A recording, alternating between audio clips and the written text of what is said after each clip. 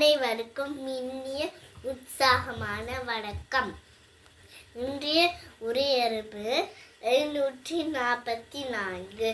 நான் இன்னைக்கு அப்பு வெட்டுறதை பற்றி சொல்ல போகிறேன். இங்க பாருங்க,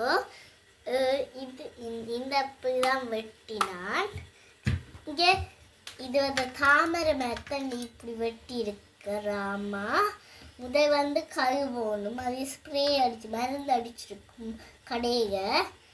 அப்போ அதுக்கு என்ன செய்யறதுன்னா, அதை கழுவி போட்டு இப்படி நீங்கள் அந்த அப்பு இது ஹார்ட் ஷேப்பில் இருக்குது.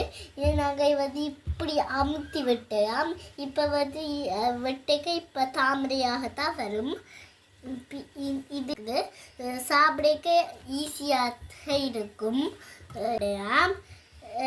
நாங்கள் இப்படி தான் எடுக்கலாம்.